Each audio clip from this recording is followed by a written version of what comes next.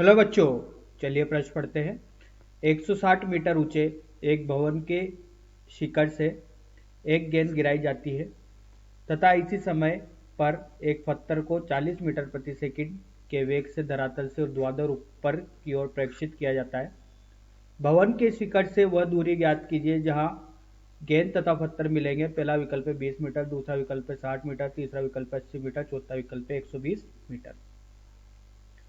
तो आइए बच्चों, प्रश्न के लिए सर्वप्रथम मुख्य अवधारणा की चर्चा करते हैं।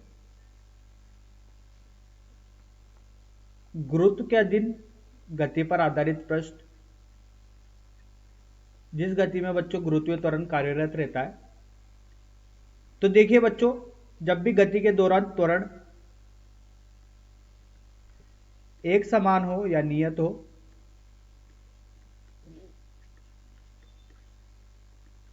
तो इस स्थिति में बच्चों जो गति की समीकरण होती है,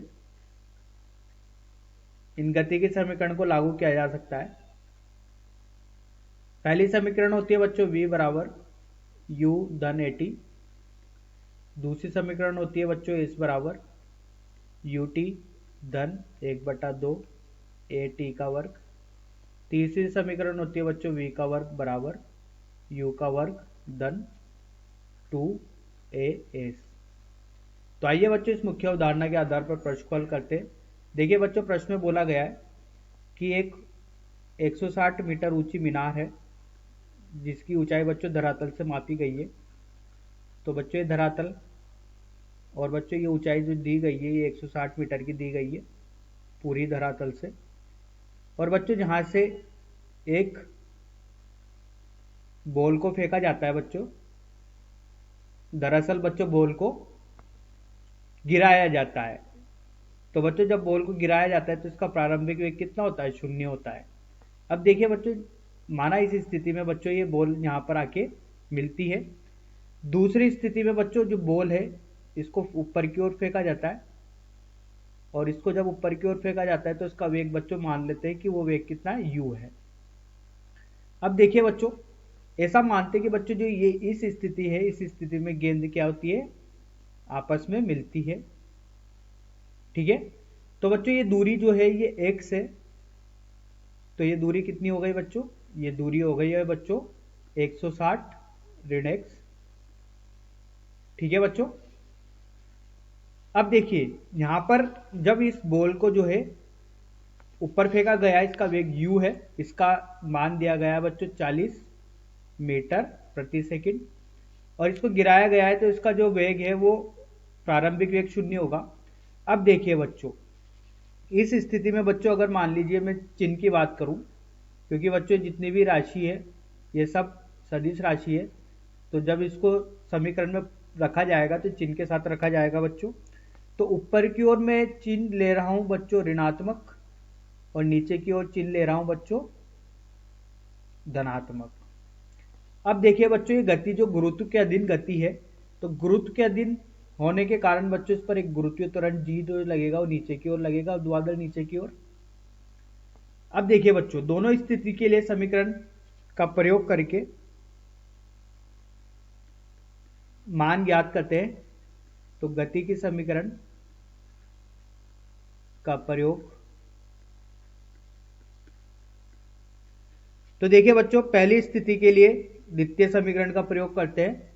जब बॉल गिराई जाती है तो s बराबर ut धन 1/2 at का वर्ग। देखिए बच्चों, प्रारंभिक वेग 0 है, ऊंचाई जो है वो x ली गई है, ये 0 है प्रारंभिक वेग, तो 1/2। अब देखिए बच्चों, यहां से g t का वर्ग, तो x कितना आया बच्चों? ये आया 1/2 gt का वर्ग। इसको समीकरण नंबर 1 नाम देते हैं बच्चों। अब दूसरी स्थिति के लिए बात की जाए बच्चों, जब गेंद को ऊर्ध्वाधर ऊपर की ओर u वेग से फेंका जाता है, तो देखिए बच्चों दूसरी स्थिति के लिए वही द्वितीय समीकरण का प्रयोग किया जाएगा, x बराबर ut धन 1/2 at का वर्ग।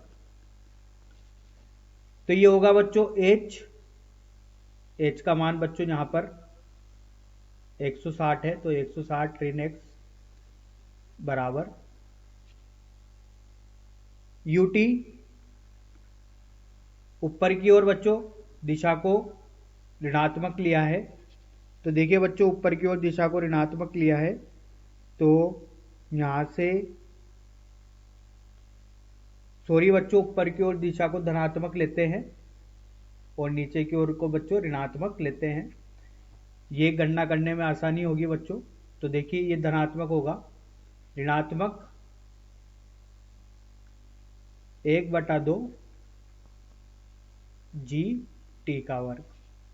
x का मान बच्चों 1/2 जी टी का वर्ग है, तो यहां पर रखते हैं कि 1/2 जी टी का वर्ग बराबर यू टी ऋण 1/2 जी टी का वर्ग। इससे ये कट गया बच्चों। अब देखिए बच्चों इसको हल करते हैं, तो यहां से मिलता है 160 बराबर यू टी। ठीक है, तो टी का मान मिलता है 160/u। u का मान बच्चों 40 मीटर प्रति सेकंड है, तो 160/40, तो ये आता है 4 सेकंड। 4 सेकंड बाद बच्चों ये एक दूसरे से मिलेंगे। ये वह समय है जब ये एक दूसरे से मिलेंगे, किंतु बच्चों यहाँ पर ज्ञात करना है कि वो कब कितनी दूरी पर मिलेंगे शिखर से। तो इसके लिए बच्चों जो समीकरण है पहली, x बराबर 1/2 जी टी का वर्ग। जी का मान बच्चों 10 लेते हैं, तो 1/2 गुणा 10 गुणा टी 4 का वर्ग 16, तो ये गया बच्चों 5, तो 16 पंजे बच्चों ये आएगा 80 मीटर।